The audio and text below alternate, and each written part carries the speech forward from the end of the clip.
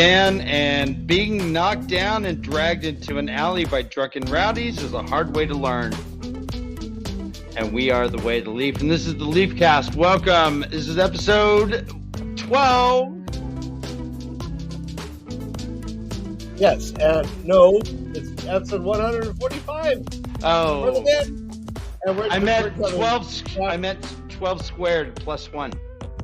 Yes, no, you're always thinking in Rubik's Cube. Your mind is a Rubik's Cube, Dan. Ryan, I gotta fix this light. This is outrageous. Okay.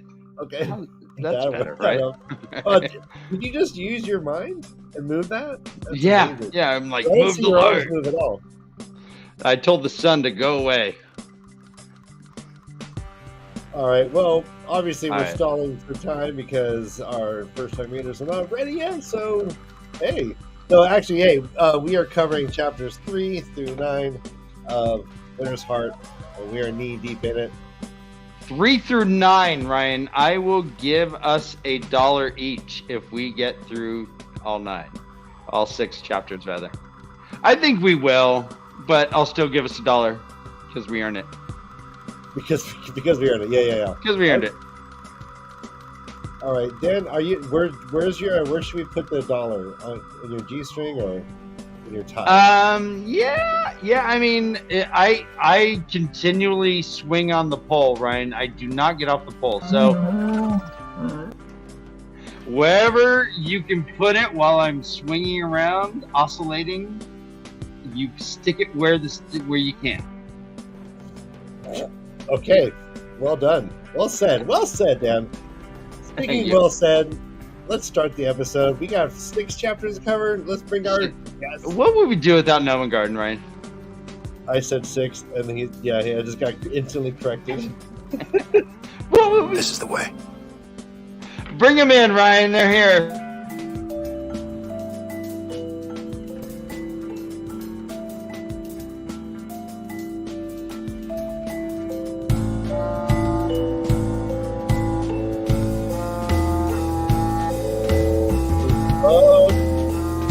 Oh yeah. Looks up. Oh yeah. Oh yeah. Oh shh. Oh Jesus, Ryan, they're still reading. The show's been going on for like 8 minutes, and they're still. And happily ever after. Hey, you are muted. I cannot unmute you. Look at that background. Look at that. Hello. Better? Guys, it's now been 2,024 years since Jesus was born. How you feeling? How you feeling about this anniversary of his birth? Oh, man. That is not how I was thinking about the new year, Dan, so that threw me for a loop. Well, I mean, calendars. Before him and after him. Hi, guys. It's good seeing you. I'm just being silly. Happy New Year. Happy New Year. Happy New Year, Josh, my sussy friend. It's good to see you, too. This is weird. So you guys are down here, and then the camera's up here, so it's a little bit awkward. So if I'm looking down here a lot, it's just because I'm looking at you. Can you hear me? I'll try to make it work. Huh? Say again, Josh? Can you hear me okay? It's faint. Let me adjust my mic levels. I mean, I think you sound fine, but... They're low. Ryan, this is why we sound check every time, right? Well, my computer stores a dead Like screen. that. I'm just playing. Representing. No, the year 2024. This is where Dan gets his zingers. Morgan, Brian, Yeah. can you turn down the Homunculus Rex just a touch? Yeah. I will touch it. Touch it down. So I'm very tired. I got back from San Francisco on the red eye this morning. Oh my. Oh, gnarly. That's a long trip. So it's only 7:30 for you. What are you talking about? It is, but I didn't sleep last night. Oh, Just sleep it all last. I didn't sleep at all last night. Dun, dun, dun, dun. Oh, I was tossed. How far? And remind me, did we read only up to 7, or were we supposed to read 8? We, in theory, read through 9, but we can talk through 7. I have not finished chapter 8. Okay, let's talk through 7 then. Yeah. Most of the way We're through. gonna get through all the chapters anyways. Let's be realistic. Hey, Come on. Josh, There's not a ton that happened. did your airplane door remain intact throughout the flight? Yeah. Did the plug come off, Josh? The butt plug did not leave the airplane, no. Okay. Yeah, little known fact, several butt plugs were sucked right out of the human body during that incident. Josh, So tight that they never come out. your new beanie has been acknowledged by the crowd. That is That's so fine. cute. Thank you so Very much good. for your generosity, Very Matt Michael Steiger. Stipe's, like early 80s Michael Stipe. Oh, yeah, Hey, we early got- 80s Michael Stipe. Whoa, What's up?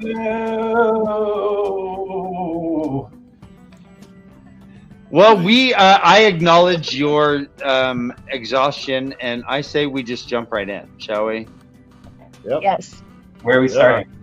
We're starting in chapter 3. I'll give a quick summation of the chapter. It is called Customs. It has a bird. Looks like this is the one with Fael being dragged through the snow. Okay, yes. Right. So Fael is being dragged through the snow. She's with her companions. They are naked. They're off to the Shido main camp. There's about 150 of them with them now, but they get to a camp of thousands, if not tens of thousands.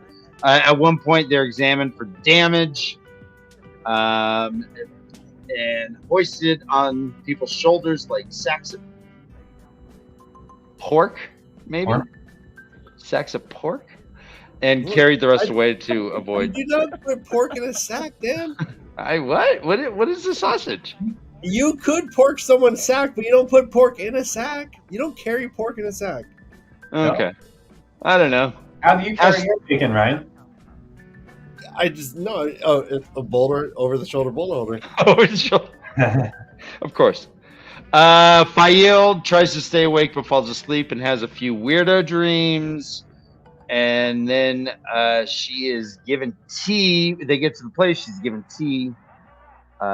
She is told that Roland, the guy who is carrying her, shamed her by dressing her because he was scared that she was going to freeze. And that's pretty much how it ends. She's captured. She's given some tea to warm up. And that's it. She's with her companion. She's with, let's see, we got Morghese. We have Alejandre. We have. Oh, 1 Amy second. Schier. Yeah, real fast. Sorry, hold on. Really Mhm. quickly. She gulped the steaming syrup liquid greedily. Oh yeah, no, I have that. Okay, There's so many good ones. This one is my most heavily marked up chapter as far as that goes. This book so far is just next level. Well, and because all right, so Fael is being carried, and every time she moves, she's getting slapped. Let's start from the beginning, though. So that's pretty much what's going on. She's being dragged by her stockings. This guy Roland is not untowardly cruel, but not nice, and is smacking her ass. Her bare ass is carrying her to keep her No, awake. and we learned Fael has a secret kink was unleashed. She really kind of liked it. All right, so quote. No. Her secret thoughts to her own self was she wanted it. Yeah. Great. All right, so quote. I got a couple underlined right here. It says, quote, setting her moving again with a brisk slap on her bare bottom. Yeah, this one is so good. It's too grotesque. It's too on the nose. Yeah. All right, quote, managed to stay erect with a bone lean maiden. Okay. All right. Quote, Squat for an eye eel. quote, Wait, what was that? Wait, what? Squat for an For an eye. Yeah. Yes.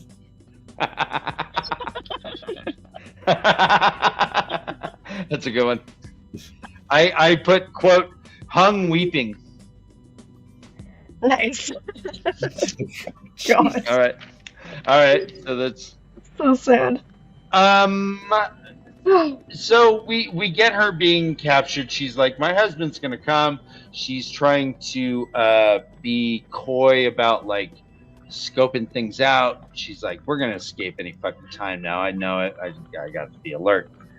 She has a couple dreams, and I guess let's talk about these dreams here. The first one, oh, go ahead, Josh. No, I was gonna say that we're talking about, yeah.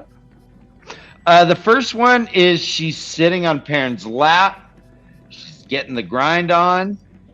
And then suddenly a huge wind howls and Perrin turns to smoke that vanishes. And she gets blown with the wind. She then is on a frozen land and Perrin is super angry. It says, quote, and she had to get away somehow. She could not recall the specifics of the argument, just that somehow she had pushed her beautiful wolf to real anger to the point of throwing things. So what does she know about his wolfness at this point? Has he revealed it to her? That's a good question. I think he has.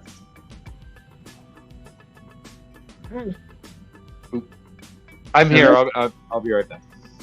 That just made me think, like, Yeah, no, that's a really good question. Maybe he's kind of. Do you think he could be like revealing it to her with his wolf dreams, like in her dream? I mean, he was some way or something? for her in the wolf dream at this exact moment. Yeah. I didn't even think about that until, maybe. So I don't know. I mean, it's an interesting question. Yeah, it is. I don't know how much she knows.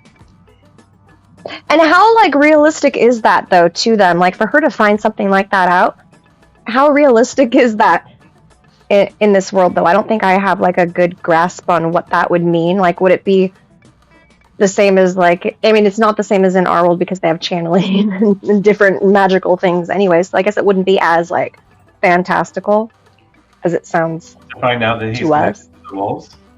Yeah. Because they can do all kinds Well, of crazy shit in this book. We do have just associated with Perrin, he has a wolf banner. And so there is an association on a visual level with wolves with him. I don't know if he has technically said anything to her, and I would not be surprised if he has not, because he's a weirdo that doesn't share things like that. And sees it as a flaw in him almost. Right. But then he would also give up his advantage by saying, "Yeah, I can smell you when you're menstruating. I can smell when you're jealous. I can smell when you're hungry." I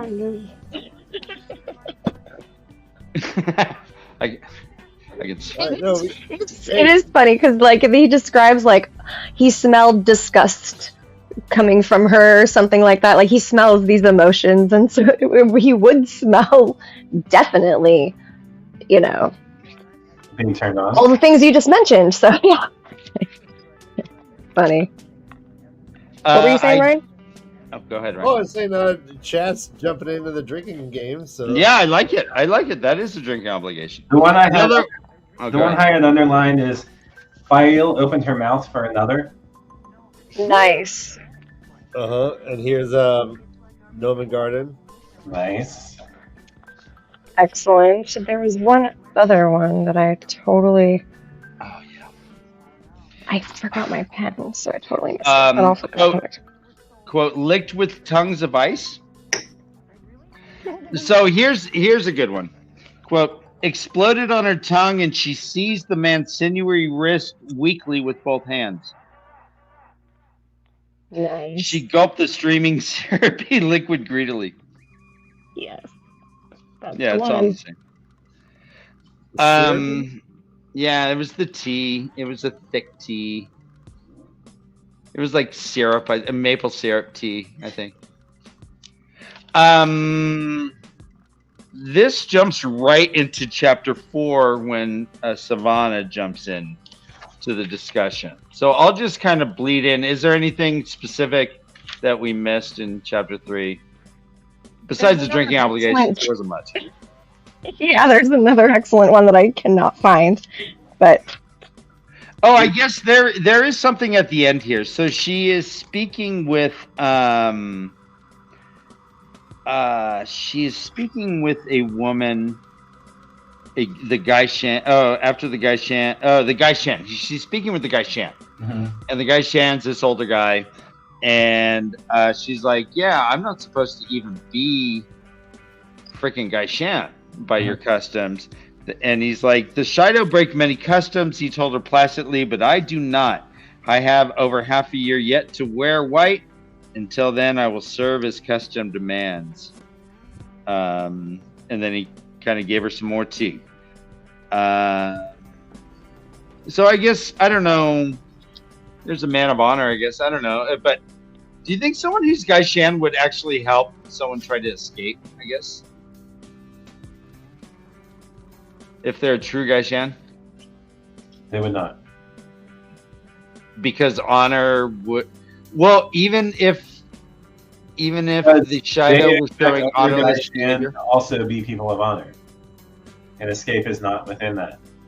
Right, but would they be showing honor to free someone like Fael, who should not be Guy Shan in the first place?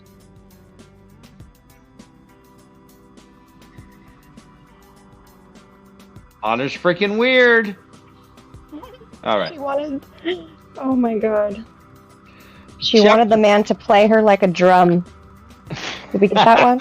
Yeah, so I mean, before we go too far from this, Okay. I don't know if I agree that it's like this is a trauma response. It's not necessarily a fetish. And I think that's really important. Weird.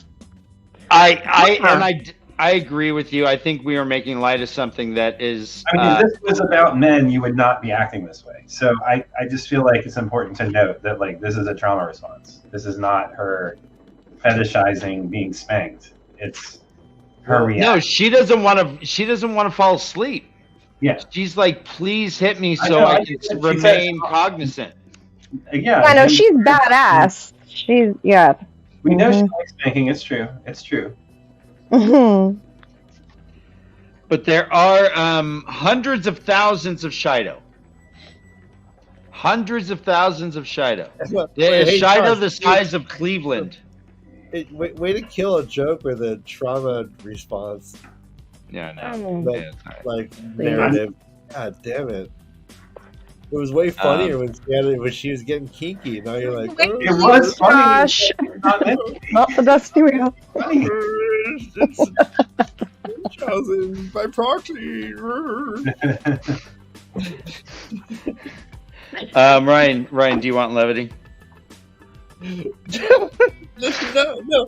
No. I want brevity, Dan. I want brevity. Hey, did I tell you my printer is always jamming? And they're starting to sound pretty good. Boom. Nice. Hey, just got it. It took a second. I was like, huh? Okay. Hey, Ryan, remember our uncle who used to walk on stilts a lot? Man, I really looked up to that guy. Oh, yeah. So, Fael, Savannah walks in. She's like, what are we bitches talking about, right? What? Yeah, that's good.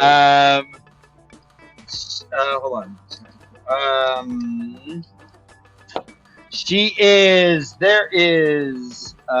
First there's Cimarron and Thorava and Galena. They walk in, they're like, hey there.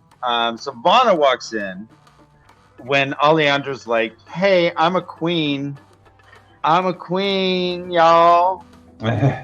I'll give you ransoms. I have to say that in my cursory read of this the first time through, I thought that they realized that Morghese was the queen at first, and it totally threw me off. Oh, yeah. Alejandro's the one who's like, "It's me, y'all. I'm the best." But at first, I thought that it was like somehow it had come out that Mygden was Morghese, and then I went down this whole train of thought, and then I realized, oh, that's not who's talking. No, but I can see where it can be confusing because Fael a couple times is like, that bitch is royal. Right. I mean, she was like, she's pointing out how Mygden takes like her bearing, everything about her is regal. Yeah. So, and she says that a couple times in this chapter. So I can see where Fael is totally picking it up subconsciously that she's Morghese. Mm-hmm. But she says, I am Alejandra Marintha Kigarian, Queen of Gildan. You would be wise to treat me and my companions well and punish those who have handled us so cruelly. You can gain a large ransom for us, larger than you can imagine, and pardon for your crimes. My liege lady and I will require suitable accommodations that we have become accustomed to in our lifestyle, as you can imagine. And Savannah's like, really? Is this shit true? They're like, yeah, probably. She's like, okay, let it ride. All right, heal him, Galena.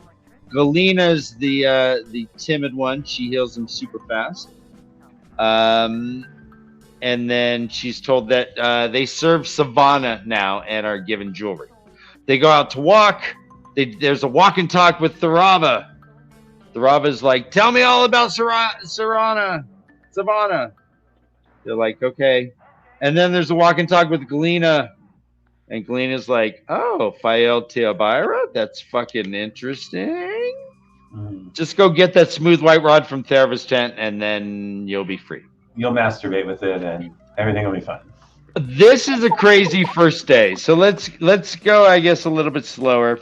Thurava shows up with Galena. And what's the other one's name? Summerin. We don't really get what they're going to talk about before Savannah shows up. People are so, even the Allegeis one, whatever the fuck. Good, yeah, good. Go on. The Allegeis fuck. Allegeis one, whatever the fuck. Blah blah blah. They're so afraid of Savannah that they were willing to shame the Wetlanders by saving their lives in order to not face her wrath. I just thought that was interesting. Oh, okay. The brotherless, is that what you're talking about? Yeah. Mm-hmm. Oh, so do you think they did that because Savannah... I think they did that because Savannah would have them killed if these women died. Okay. I mean, what other reason did they have to do it? It's not like they felt an affinity for them. They were treating them like fucking cattle. Right? Well, you're right. They did mention Savannah wants to have the rest of the world be, Daishan. Mm-hmm. Daishan. Daishan. And the Gaishan of hers all wear necklaces and jewelry, we've learned. Right. They're all blinged out. She's got a blink. She's not going to hold them to a year. She's going to work the rest of their lives. Until they drop. I loved how, I don't know if anyone else noticed this, maybe Carissa, maybe Kay did, but when she described the necklace being put on, it was very similar to the feeling that Egwene had when the Sanshin closed the ter'angreal around her neck. I totally agree with you, Josh. I actually thought the same thing because he uses the word collar in describing how it felt, right? Yeah. And I thought that they were talking about an actual collar at some point because me, I'm tuning in and out, know. And I was like, wait, was she collared? Mm-hmm. So yeah, totally. I absolutely 100% picked up on that, and that was what I interpreted it as well. Yeah, I don't know how that will come to pass, like if that will be referenced again or what we're supposed to take away from that. But it was an interesting choice of words in the way it was described. Yeah. Yeah, It was. agreed. It was. I agree as well. It says, let me see. I'm trying to find the exact phrasing, but it was it was fitted for a collar, I think.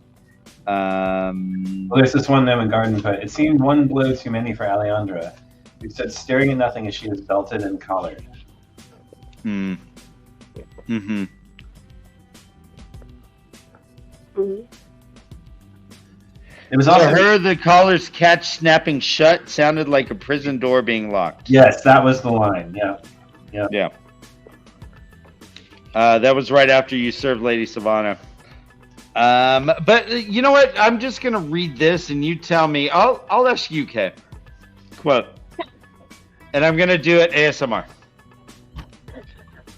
Oh, Megton Osmer? still lays. Megton still lay sprawled between her two blankets, loose limbs poking out in every direction and twitching as she feebly tried to collect herself. Drink. well done. Okay. All right, thanks. Well done. Yeah. There you go. Tangles. Mm. So There's no. we've Go ahead. already seen the political complexity of the Wise Ones and Savannah prior to this chapter a number of times, including like from the time when they killed Aes Sedai all the way up until through Dumai's Wells and everything else. But it's clear that it's become more fraught even than before. That Savannah is less trusted and there's more intrigue and collusion amongst the other Wise Ones of the Shido than there was previously. Well, let me ask you, Josh. So we had this 150 group Aiel join hundreds of thousands. Where does Savannah? Where does she rank here? She's Is the she leader. a clan chief She's the clan chief of the Shido of all the Shido? Mhm. Okay. and the brotherless who are there with them. Okay. Including our boy Roland. Right. He's my favorite deodorant. Roland? Hey Dan. Why did the non-binary prospector move to the west? I heard this joke, but say it. Because there was gold and then there hills. It's So smart. It's so smart. I love it. That's just funny. Sorry. There's a couple underlined. There's Fail swallowed, Anide swallow, quote, die on her tongue. That's what we call the finish, right? All right. Can I die on your tongue? The lemon spoonful. I don't know. That's gross. And quote, she prodded at Galena from every angle she could think of. What do you think, Ryan? Is that a drinking obligation? I'm asking. Yeah, she prodded at Galena She could think of? Yeah. from every angle she could think of. Yeah. Yeah, Okay. baby. Which means she does anal. Obviously. I said angle, not anal. Not every anal she could think of. You said anal? That's fine. I said angle. Every angle, I think, just includes anal. Is that what you're- Fail. So Kay, Fail like spills the beans. She's like, I'm Fail Tiabara. That's all you need to know. And what's her name? Galena's like, Tiabara? Really? Savannah really wants your husband. This is really important news. Do you think that this is a bad thing for Fael? I don't remember that part, but I feel like everything is pretty bad for Fael right now. Oh, So- yeah. It says, I am the lady Fael Tiabara, and that's as much as you need to know. And then she says, Oh, yeah. Elvira, She's she so mused, snotty. You are Saldean. There's a young man, Perrin Albyra. Your husband? Yes. Oh, yeah, I I remember. hit the target. That would explain Oleandra's oath, certainly. Savannah has grandiose plans for a man whose name is linked to your husband, Randall Thor. If she knew she had your husband. Oh, never fear. She would learn from me. And Fael's like, all right, what do you want? She's like, go get the dildo. Oh man. Get in a my rough rod. spot. Yeah, this is a rough spot. Yeah. I think she blew it a bit by sharing her name. She didn't realize that there were some consequences to that. Yeah, and that people were already well aware, like her reputation preceded her, and they already had these like wetlander connections to her even. So that's, yeah, she kind of fucked up. So Fael says, quote, they were caught in 3 snares, not one, and any of the 3 might kill. Yeah, she's caught between what's her name? Thorava wanting to hear about Savannah's stuff. She's caught between Galena and wanting to get Thorava's tent stuff. And she's caught as a captive of the Aiel itself. Sucks. I mean, this is like Melrose Place, day 1. She's like, all these cats are hitting on her. They're like jumping in her DMs. Yeah. Well, and they mentioned like fear being a motivation of, I think, Thorava's too. Mm-hmm. You know, so that's unsettling. Right. She's like, oh, like I think her voice gets hoarse, and she's like, oh, that'll be interpreted. Maybe it'll help me because it'll be interpreted as fear, and that seems to be a motivation for her, I think is what she had said. Yeah, and they also know that like she has. They're like, all right, every servant heard that story that we heard, so she has spies everywhere. So we can't really hide shit back because they will know that we're hiding shit back, right? Because she hears all the stories. Yeah, that's fascinating. So, that is really fascinating. yeah, I like this little knot that Fael's caught in like day 1. And again, they're just jumping in her DMs like, yo, I need you to do this. And she's like, Open in her DMs. Sending these work emails. Fael swallowed. Fael swallowed, yeah. There was another one, quote, and I'd swallow. Nice. So we'll combine those two. Is there anything else with Fael before we jump into Parent? You will wear what you were given and do as you were told. You'll be punished until you see the error.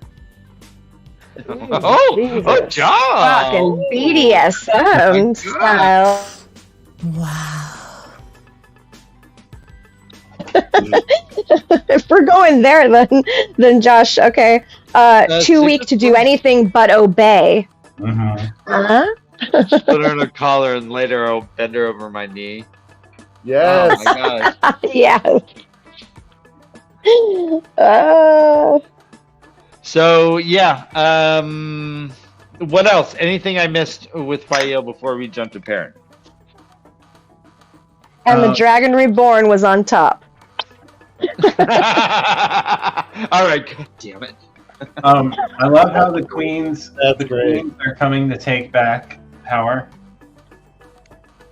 Like, slavery has leveled the playing field of Fael's consort, and now we see the queens both kind of like, especially Morghese, coming into her own power and like standing up to Fael, and Fael's like not sure what to do about it. Fael's funny too because they're all captive and she's like, well, that is my secretary after all. I mean, I do pay her, so she still has to do what I say even though we're both captive. Right. Bullshit. I love Fael. I really do. I forgot about how much I love Fael when we were naming our puppies because we were looking for a Wheel of Time name. You're looking for a wheel time name, and all I could think of were Forsaken names. And Ryan was like, "Oh my god, you're so young in the books, you don't know." Like, no, we can't. No, we can't do that. I was like, Yeah, "Ew." name her Fael, because if she then Ryan, if that dog leaves the house, you're gonna drop everything and search the neighborhood for that dog. You're gonna become parent. Wait, you guys have And you become parent for Boo Boo. You guys have a Oh, puppy? we should name the other one Perrin. They could be Perrin and Fael. When did you guys get puppies? Yeah, yeah. Yeah, I'll go grab them so you can see them. They're so cute. Yes, please do. Guys, tell your friends we're gonna have dog watch in 2 minutes. We're gonna have puppies. I'm gonna go grab them. Okay. Speaking of puppies, let's jump to parent. It's chapter 5. Oh, go. Yeah. Just between you and me, if Yeah. we were going to name the female any character in the Wheel of Time, it's going to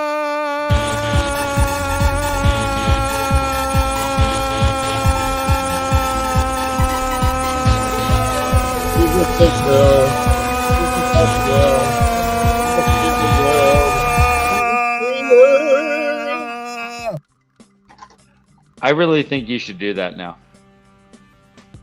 rename the dog Bella. Yeah, no, she's not used to her name yet.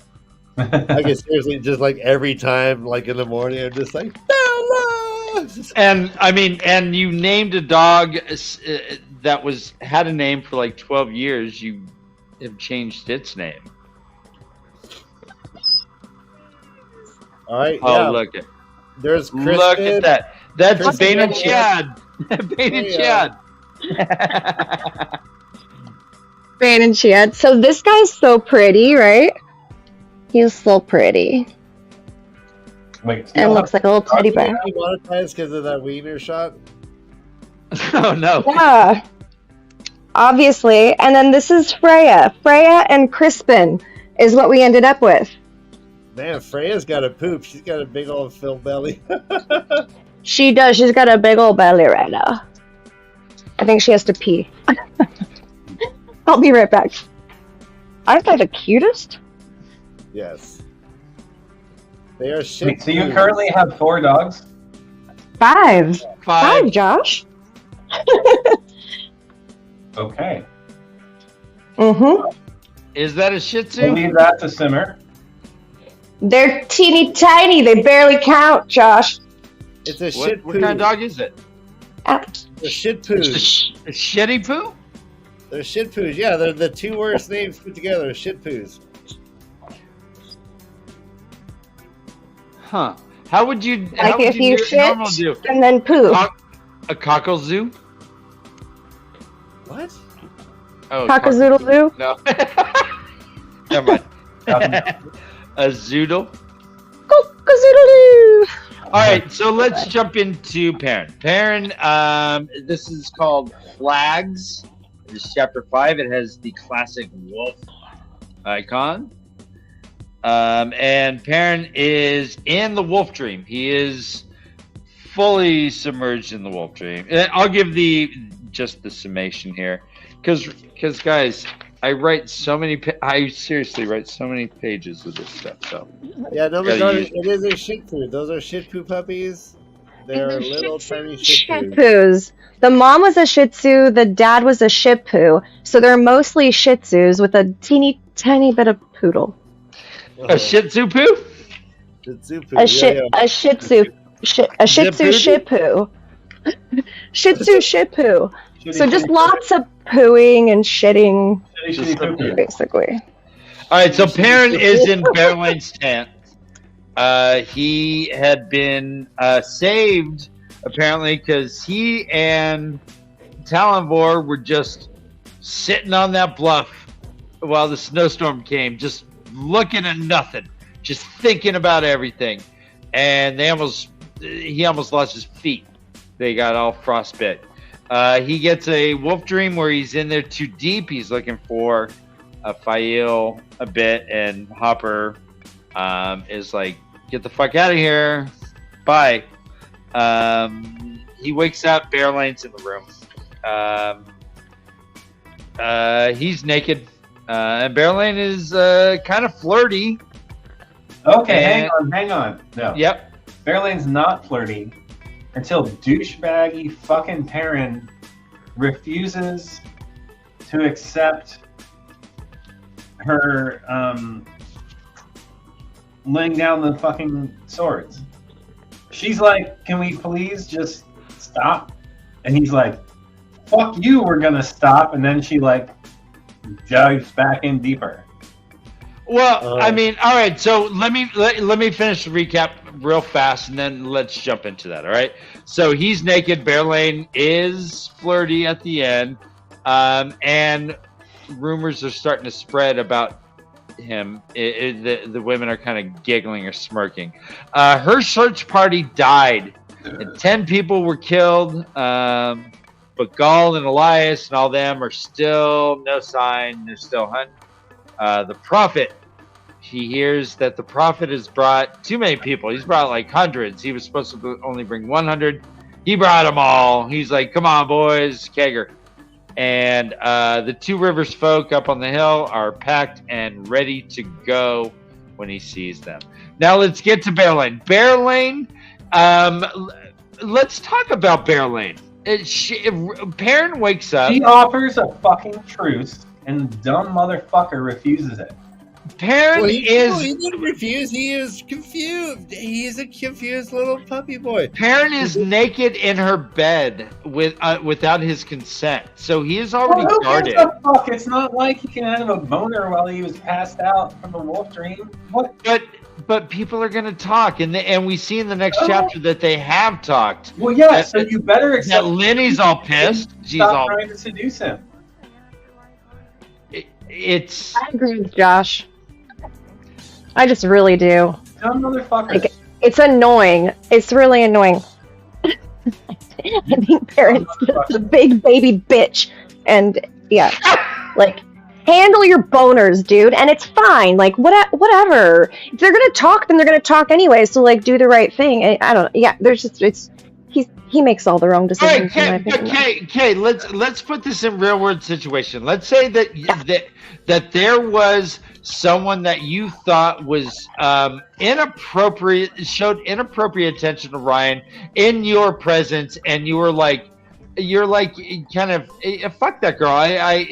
I'm jealous. You're feeling jealous, right? That happens. So Ryan as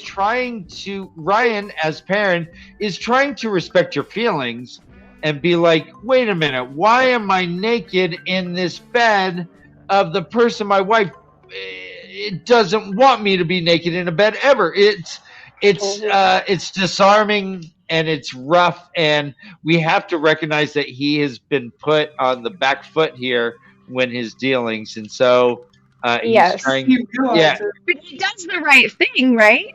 Like, he didn't get into that situation on purpose, right? Did I miss something? No, he was passed out. He woke up there, right? He woke up there and he's like, where's my clothes? And she's like, oh, way over there. Yeah, so it's like that's like assault on her part. So, like, just get the fuck out. Whether or not she did anything, to him, like, that's completely inappropriate. And it's her fucking fault, So I wouldn't be. I don't know what the question is, but I definitely wouldn't blame the. I don't know. I mean, I guess I wouldn't blame the person, but I still hate Perrin, so it's hard not to. Or the guy, but I still hate Perrin. So it says right here, her scent was affronted of all things. She's affronted because she's offering to fucking back down. Right, but her timing is shitty, in my opinion. Well, like, there's been a better fucking time. Well, I mean, when he's naked in her bed without his knowledge and feels that she's manipulating him by putting his clothes over there, and has him over the fucking chasm. And she's right. Like, look, let's have a fucking truce. Let's be real. And the dumb motherfucker's like, a truce? No, yeah. All right. I hear you. Fucking stupid.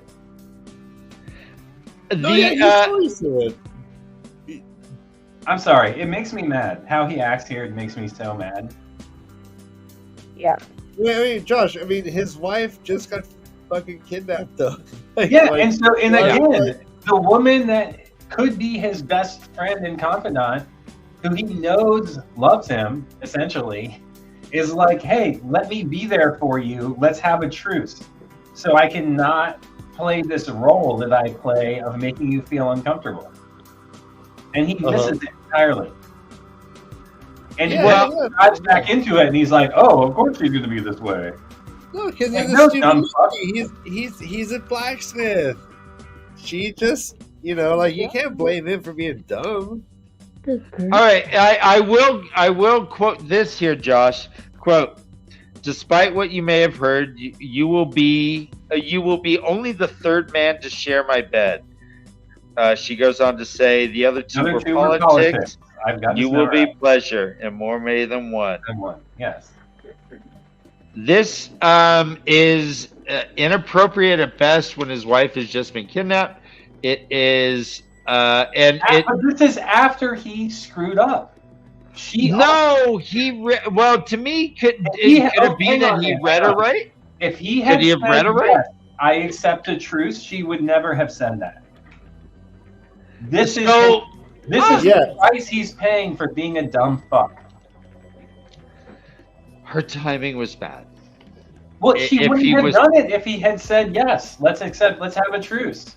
If he wasn't in such a vulnerable spot when she asked, then maybe he would have been more open-minded to. No, he said, idea. "Why do we need a truce?" And she could doesn't understand. Further. He could have been patient with his dumbass and explained further. Like when you're trying to teach an old dog new tricks, it takes a little more time. Yeah, but this is teaching a puppy how to do something the first time. They're all against you, Josh. Everyone's against you. But no, there's a trauma response. We're going back to the trauma response. So we cannot discount the trauma response, right? I'm sorry, Wadaholic. I didn't mean to trivialize that.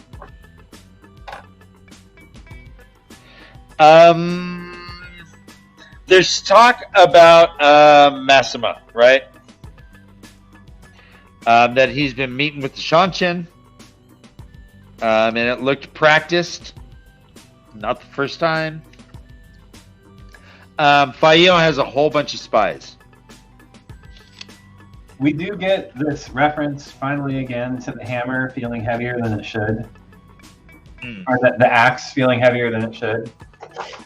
Which I always loved. That's what she said? That's what she said. Ryan, is that drinking obligation? Yeah! I'll do it. Sludge it.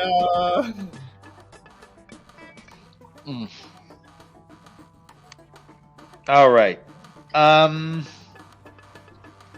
So, Gaul,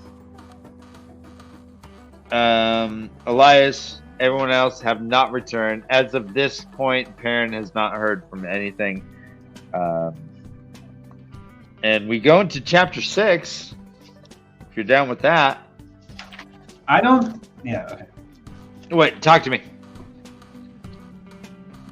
This bit about the wolf banner hanging limply in the falling snow.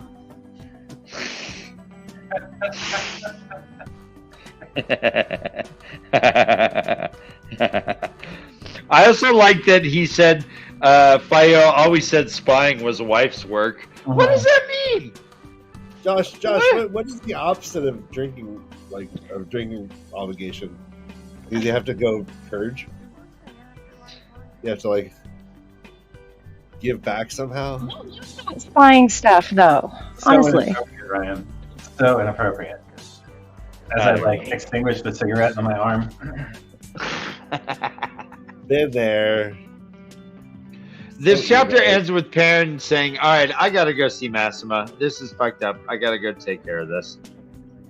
But he does talk to there's a couple thief catchers, Santes and Gondar, and a couple other serving women.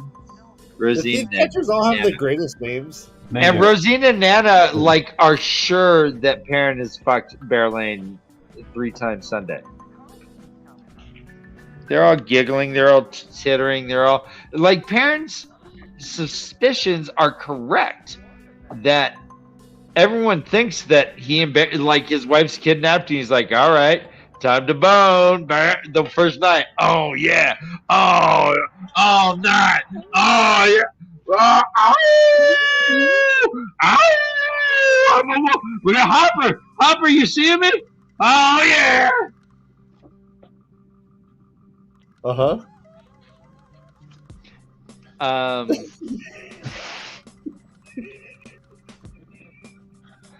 I think that's pretty much. You committed to that. You committed. I gotta give you that. You did. Yeah. It was the howling, right? No, I think you could have just you could have done it without like dry humping like the hair. But Nope. yeah, like that's all good. Like that Nope. was fun. That was fun. That was fun. And hey, Wow. Normally, Wadaholic has more to say about things than just wow. Wow, some shit like that. yeah.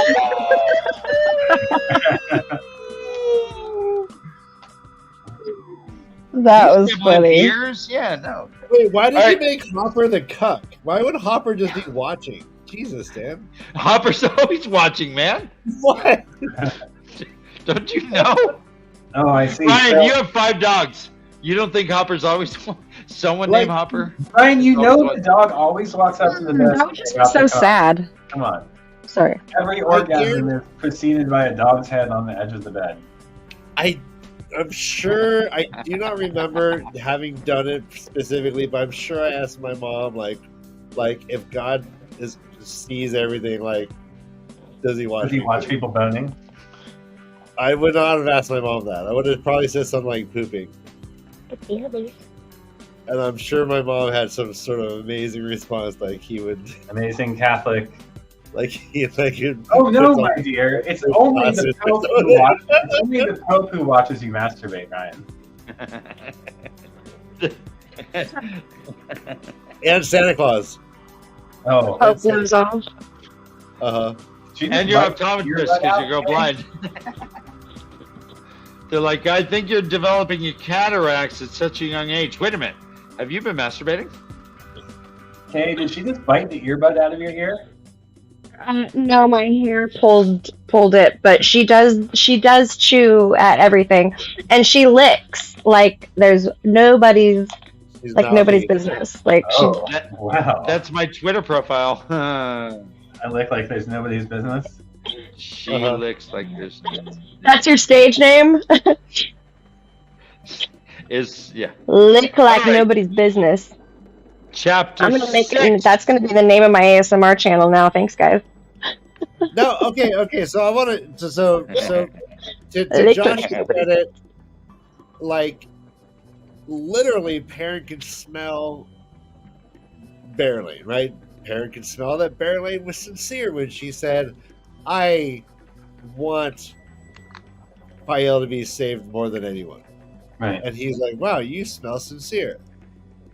And then Yeah. when she said the truth, he smelled this, he smells that. He still fucking swung that wiffle ball bat at that fastball. Like she teed him up and he whiffed hard.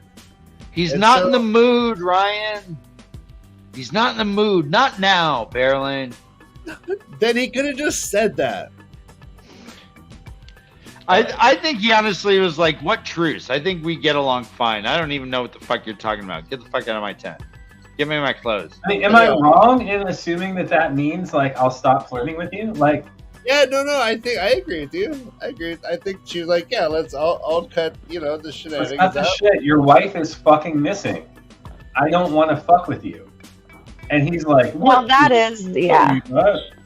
All right, Like- so do you think that she knew that the rumors would fly that they had a little bunch and Yeah. that's okay, and that if he had a truce, she would have called that off? I think she would have. I think she would not have laid into it like she does at the end. And he's like, oh, fuck. She really laid into that and made sure everyone can hear. All right, how do you think this is? What do you think? Predict the future. Is this gonna be a thing? Is this gonna have reverberations in the future text? I think they eventually bone. Okay. Yeah, it does seem like there's sexual tension that's built up. Or like she's gonna be just overpowering. And yeah. Is it good? All right. And he doesn't really have like a solid mind of his own. Feels like, so I feel like if she just pushes a little harder, it's gonna definitely happen. So I totally agree with What's the Josh. scenario? Is it post battle? Is it mid battle? Is it Probably high adrenaline situation, I imagine. Yeah, so maybe mid or post battle. Like I would say.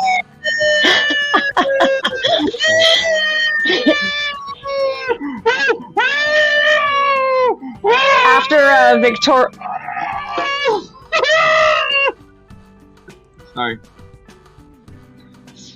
Sorry. Did I chase Ryan away? With my sexual antics? Okay, I thought I was gonna leave too. I thought it'd be funny if we all three left. so, just for shits Just and let you giggles- keep screaming. You just keep going, Dan, and we're just like gone. Werewolf in London. Ow. So just for shits and giggles, Berelane's clearly the hottest woman in the books. Oh, We Celine might have been a match. Okay, Forsaken aside, hottest woman in the books. Yeah, we think Who's the so. hottest man in the book? And could they get together? I would say Galad, Galad? Gowan, Galad. Uh, Okay. Galad, What right? about Lan? Logain is handsome. Lan's hot. But Is Lan not considered as hot? It's only because I have Daniel Henney in my brain now, or what? Is that what's happening? Okay. All right. Lan's not hot. Len Okay. does all the Sorry. justice. Yeah. Len Sorry. vacuums. Sorry. Yeah. Galad is like sensuous and hot. Wait, do that again, Josh. What is he like? Sensuous and hot. Yeah. I don't know. I mean, in the Sensuous. show, I would say Massimo's pretty hot. I would say most of the warders are smoking. I would. Yeah. Who's the hottest? So could I agree Berelane with you, though. The way that they described her, I think that Celine and Yeah. Berelaine, or Forsaken aside, it sounds like Berelane's like. They talk about her bosom a lot when we're introduced to Berelaine, right? Like the most beautiful bosom in the whole in all the land. Her eyes are smoky. her eyes are smoking? Whatever the fuck that means. Uranium glass. I mean, so I'm predicting right now. Just Berelaine, natural smoky eyes. Galvin, or Berelaine and Galad. Okay. Wait, but is that before or after she does Paris? Yeah, after parent. I So don't it's really just know a if one-time they thing do with it. parent. I mean, I'm fantasizing here. They Yeah, probably you don't. are. Josh is deep into his fantasy now. So first, Berelaine fucks Galad, and then mid-battle, Perrin takes her behind a rock and pounds the shit out of her till she howls like a wolf. Then they have post coitus after they've won the battle. They all three get together. We are balls deep in Josh's fantasy right now, for sure. I love it. It's right there on the rock. I All love right. it. So speaking of which, I'm gonna run through just a couple drinking allegations. Quote: he did not mount. He told himself it was because he was tired and hungry. All right. Thank you. All right. I was not Next. expecting that. That was a good one. Medor swallowed hard and her eyes widened. Yes. Perrin told himself.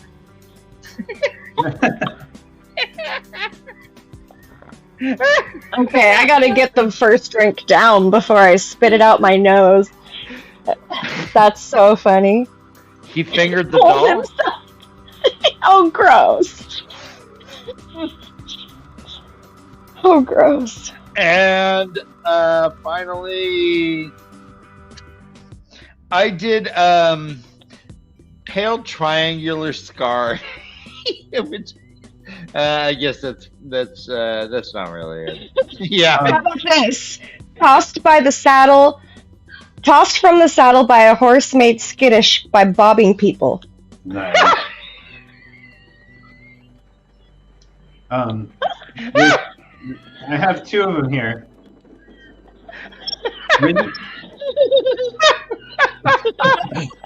Bobbing people. All right. Ridden down accidentally by men jostling. Nice.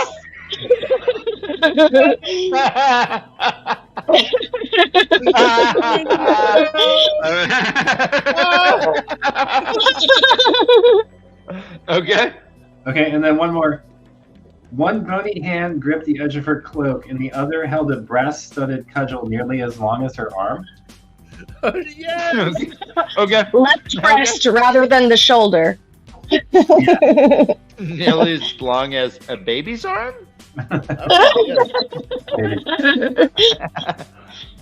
Oh, God. You're gonna say baby's arm, Dan. Did you? Do it. Yeah. Did I was like, oh, 5 Up its arm, Dan. Up its arm. Pump up the volume.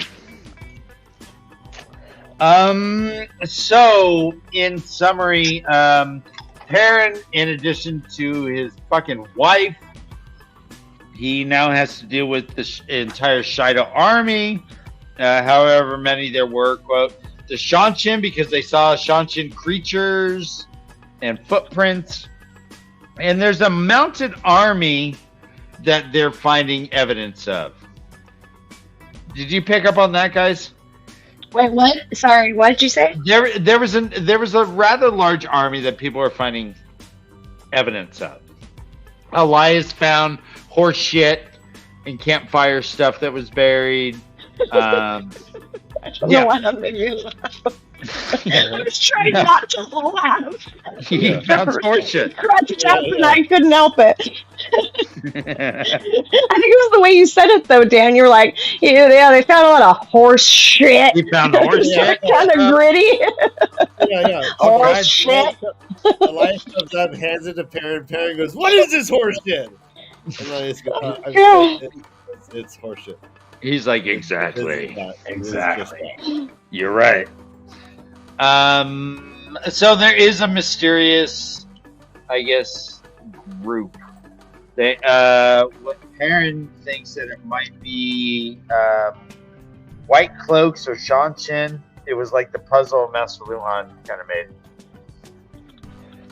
But he doesn't know. So we have Fael with all kinds of shit going on.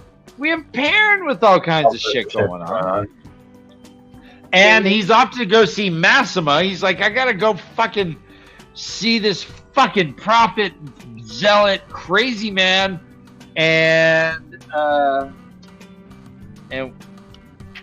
I guess he finds him. When Massima shows up. Massima walks up, rides up, smelling crazy. Hence the sense of madness, and he's like, Perrin, are you coming to see me? And Perrin's like, I really don't have time for your bullshit. Do you just go east? I need to go get my wife who's been kidnapped. And he's like, kidnapped? Let me go too. The dragon would like this. He's like, well, we're traveling, and you really don't like traveling. So he's like, fuck it. We'll all travel anyway. This one time. A disposition. An exception. With an amendment to our constitution. He's so nuts. He's so...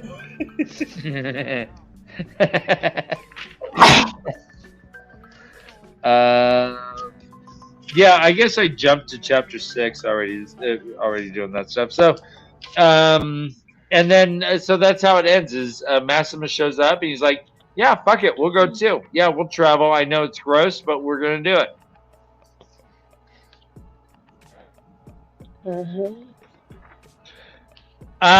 He talks to Master Gil for a little bit, and Master Gil is all about Magdin. I love her. And Perrin realized not like Talonmore. Not like Talonmore. Not like that. No. I mean, Not like that. That's. I mean, I knew her as a little girl. No. I never masturbated thinking about her body. No. The courts don't allow me to look at pictures of hers anymore. That's. But she is. Parents like, yeah. He realizes he doesn't give a fuck about anyone. It's Fael or nothing. He's like, Magden who? Oh, she's captured too? Oh, interesting. Yeah. I'm here for my wife and my wife alone. He also talks with some of the Chafael kids, and gets an obedience oath from them. He's like, you kids are a wild card. You need to listen to me. And they're like, fine, we'll listen to you. I see you. You have my water and shade, Perrin. He's all, Jesus. Fucking posers. All right. So he gets their allegiance. So he gets an oath. The scouts return with ripped clothes. That proves that that's what they do when they're taking guys' in. So they're like, all right, they ripped their clothes. That's a good sign. Parents like, that's a shitty sign. No, it's a good sign. We're good. Also, they're shunching around. Also, they're the army. And Massimo shows up and will travel. And at the end, Perrin is just getting big danger vibes, but he has a lot on his plate. Josh. Yes. Let's talk about this chapter. I guess time it. Do you think that Perrin... Chapter 6? Yeah, chapter 6. Perrin is going to end up traveling with the prophet, it seems like. How do you think that may work out?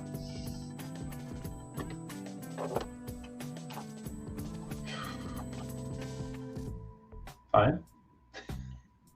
I mean... Yeah. Okay. Hopefully they separate Massimo from his followers using traveling. He did say at the end, everyone who wants to go can go. And like pretty much, let's see. Let me see. He says, yeah, I don't know if Perrin has the foresight to actually be able to execute on a plan like that. Yeah, let me see. He says, I thought he said something like everyone will go to help. I will come with you, Massimo said at last, as is reaching a decision. Odd, he had been impatient to reach Rand without delay, so long all those who follow the Lord Dragon Reborn, the light illuminate his name, will come. Killing Aiel savages, doing the light's work. His eyes flickered toward the wise ones, and his smile was even colder than before. I would appreciate the help, Perrin lied. But they have thousands, and he's like, well, I guess 4,000 of them versus 2,000 Aiel is going to help. I don't know. Yeah, but it's 150,000 Aiel. Right. He just doesn't know that. So, yeah. Anything about this chapter? Chapter 6? No, I don't have anything else about it. Okay, let's jump into the final. I mean, it is because they're just it. But I mean, think about it. Perrin has such a large following. He has so many people around him. So when you're dealing with like Perrin chapters, he's gonna have to communicate with a bunch of people. I think he's gonna like travel 3 miles to this camp and then 2 miles to this camp, and he's just, it's not so great. Well, the one thing I do have left to say that we didn't mention is what a dumb fuck Perrin is. I was also thinking that same thing just now. Weird, Josh. I mean, it's not just the Barrelane thing. It's he didn't take the food. And then he goes. He does the stupidest shit when he has a ton on his plate. So sorry. Go ahead. No, please. Agreed. I agree with you. Just please continue though, because you're on a. I know you're on a roll. I'm just gonna say the dude's hungry, and there was a meal for him, and he left it because he misinterpreted Berylane and dug his hole deeper. And then he can't find Emil, and he's like making the most important decisions probably of his life. Hangry. Yeah. Like, Yeah. you're a dumb fuck. I'm sorry. Like, you're dumb. Everyone knows you have to have a big, good, healthy breakfast. It's the only way to start the day. Yeah, no, yeah. Fucking all night. It's the most important meal. I know. You When know, you're on a Berylane regular are boning like all night. So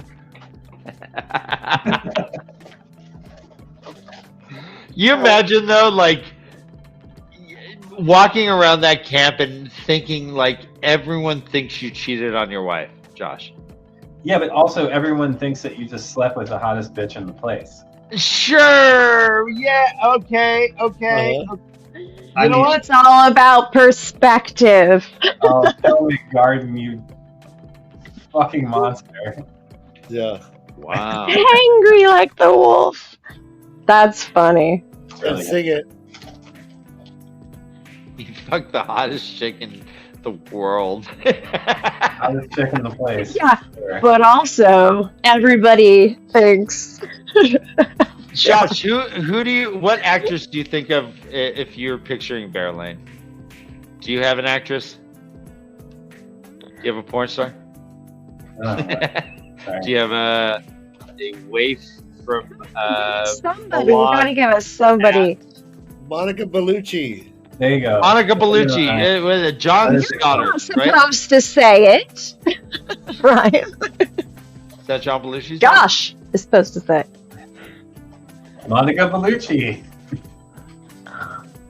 Jesus Wow. fucking Christ. That went really well. Good job, I mean, Ryan. I know.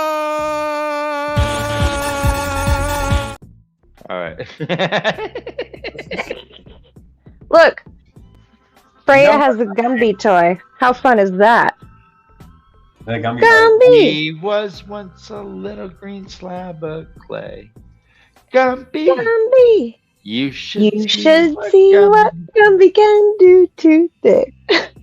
Gumby! He can walk into Walk any into book any book with his pony with his pal funny pal Pokey Pokey too. too. If you got If you've got a heart, then Gumby's a part of you. Gumby! My dad used to always sing, "If you've got a fart, then Gumby's a part," and I hated it. It was so. I was like, "That's not funny." He's ruining the Gumby song. You know what? Your dad sounds pretty funny though to me. You guys would have gotten along. You would. You guys will. Maybe you'll meet one day. I don't know. That'd be fun. Interesting. Do we want to jump into chapter 7, guys? Yes. Okay. All right. Josh, are you good? Got Yeah. an idea? Let's move on. One more. All right. This is a hard shift. We're to Elaine. And Elaine is cruising the streets of Camelin, waving to her subjects. Hi, subjects. Hi. You remember me?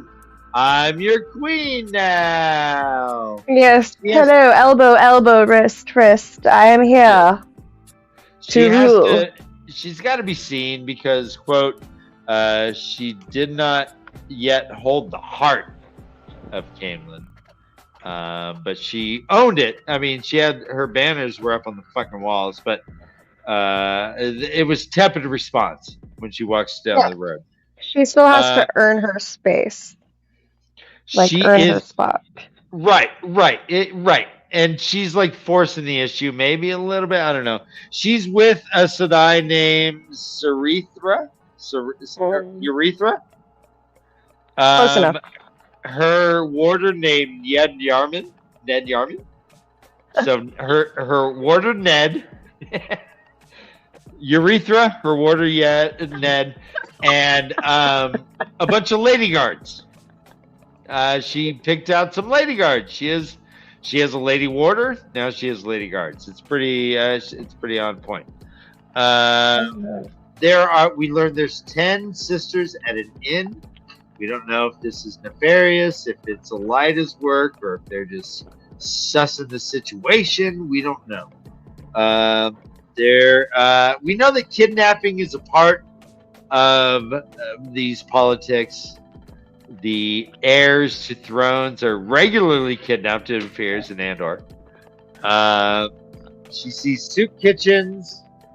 She's like, quote, children are not allowed to starve in Andor. So she's doing it. Brigitte shows up. Brigitte is mad. She's feeling her. She's like, oh, she's mad. She's mad. She's showing up. Here she is. There was an attempt to bring Nain and Alina from Erengale that failed. And 10 men died. And they said there must be a spy. They go back to the palace early. Elaine is suspicious of fucking everyone who smiles at her. But says no to any bodyguard because she's like, I grew up here and I'm not going to have a bodyguard. Brigitte's mad about Elaine getting attacked by street toughs that apparently was saved by Sarithra. And finally she says, get me Mistress Halfor. And that's how the chapter ends. So yeah, let's get into Caemlyn. She's walking around Caemlyn. Caemlyn is bustling, but there is poverty for sure. She tries to give money to a street urchin, but a lady with baby, but lady with baby doesn't do it, and she's like, okay, I'll just put that back in my pocket then. Sorry. All right, good luck. Prayers and thoughts. Prayers and thoughts.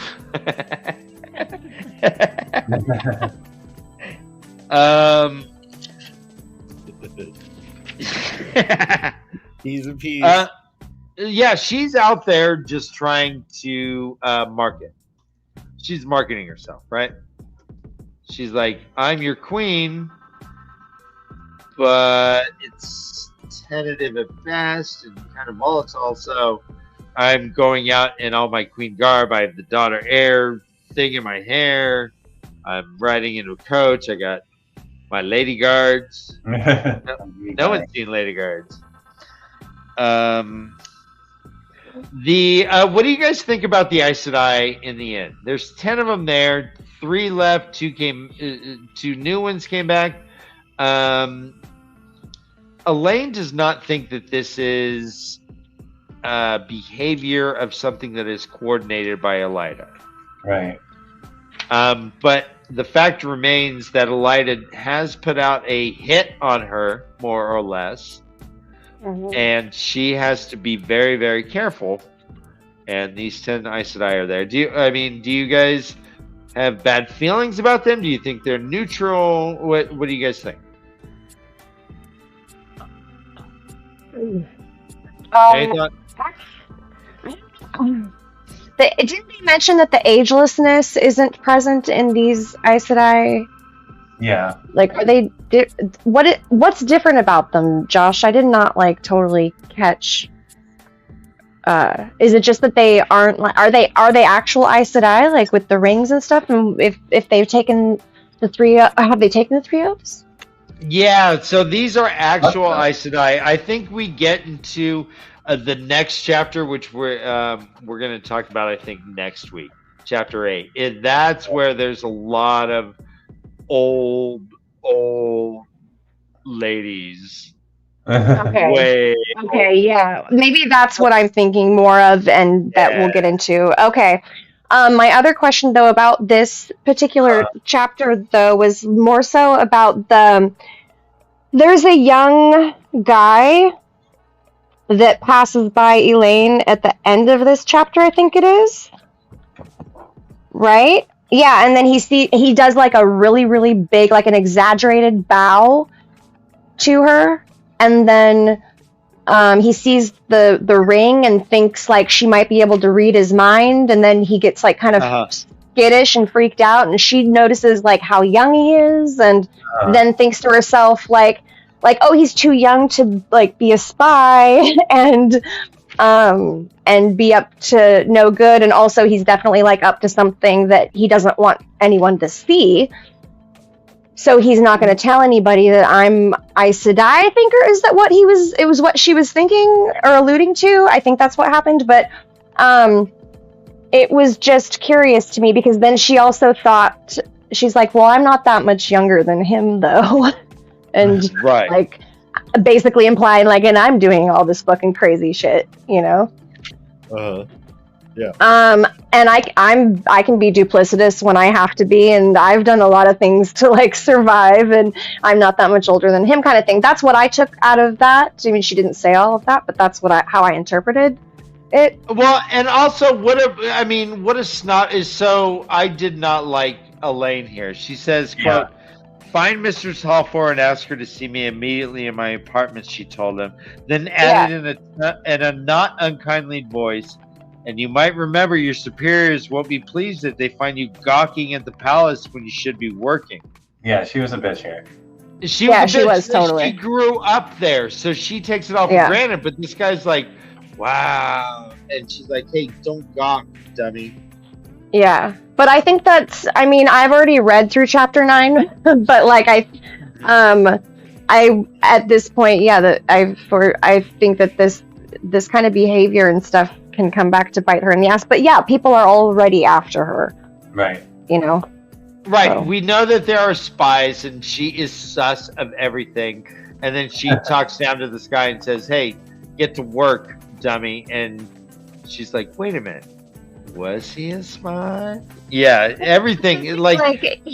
She treats him like that because she just assumes that he can't possibly be an important anything, right?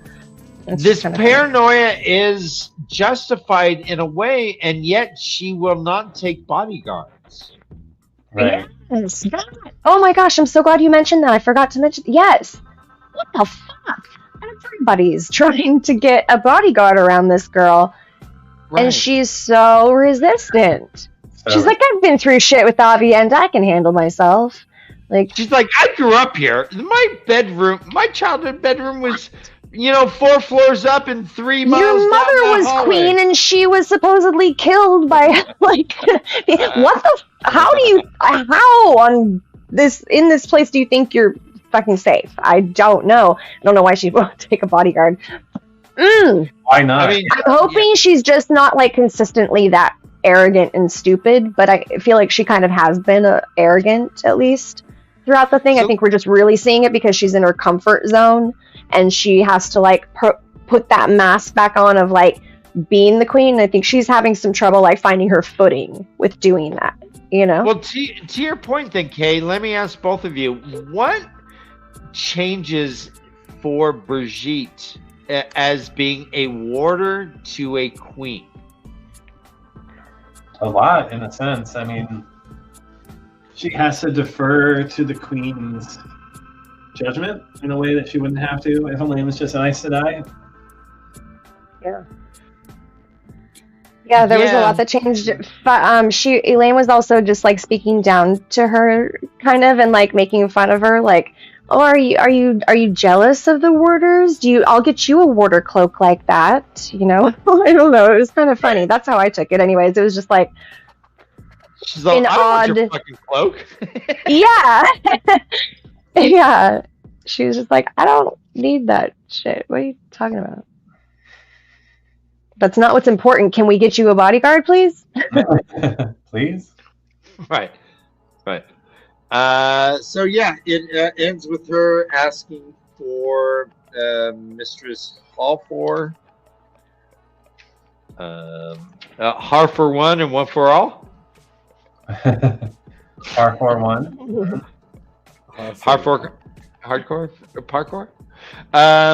Is there anything else in this chapter or in any of the chapters that we talked about that you wanted to bring up? We have Perrin in his dilemma. We have Fael in her dilemma. We've met a couple more people in her world. I mean, is there anything what are your thoughts about this? Anything? I liked these chapters. I liked reading about Fael. I always think she's an interesting character to read about, and I enjoy most of the chapters that I read about her. So I always like that. I think she's a complicated character, and I think it's really fascinating to watch like Robert Jordan create such dynamic female characters, all in very specifically different ways. but with Right. these like nuances of others' personalities as well, and just like the culture of whatever situation they're in. It's just really fascinating, like the writing in general. So I like these chapters overall. For the most Robert part, they Jordan- weren't too boring for me or anything like that. Like, I know you said not much happened, but I liked them. Right. Not much did, but I didn't mind the writing at all. I didn't mind it. Robert Jordan does talk about captivity a little bit and tries to put us into the point of view of a prisoner of war. Right. We had it with Egwene when she was captured. We had it with Rand in a box. We have it now with Fael, and they are all different circumstances. Totally. But we all have this like resolve that all the prisoners have, right? This Mhm.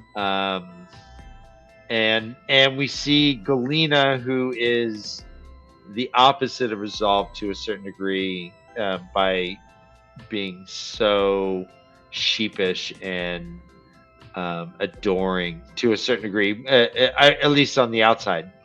Right. But again, this is just one way to cope with captivity. You know, I don't know. I don't know if I blame Galena for things when she is. I mean, she's a horrible person, but man, things. Survival is a strong motivation, though. Yeah, that's not right over there. Right, Oh. right. So I And think we've got this people is- doing weird things all over this book that, I mean, we wouldn't necessarily agree with, but when you're faced with that situation, like, yeah, I don't know what I would do if I was actually Perrin. I fucking hope I wouldn't make the same idiotic decisions he's making, but who knows? I might, if I was in that situation. So I feel bad judging some of them, but also that's like, yeah, they're fictional, so it's fine.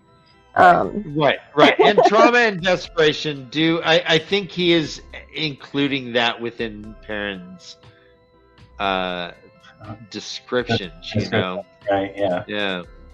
Okay, next time I say my dog ate my homework, you guys saw it here first. She's been chewing on my book for like the last 15 minutes.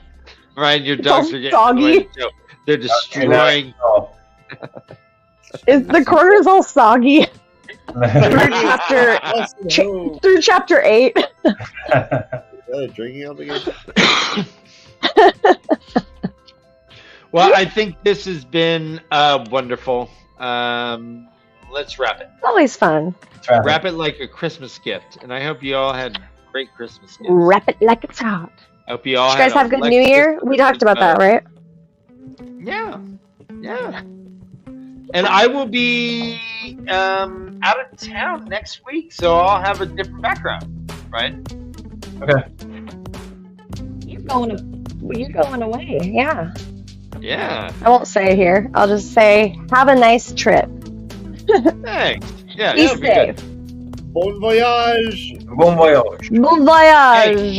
Guys, Little I Peter. love you and I'm proud of you. See you at church. See you at church. Yeah. Read and find out.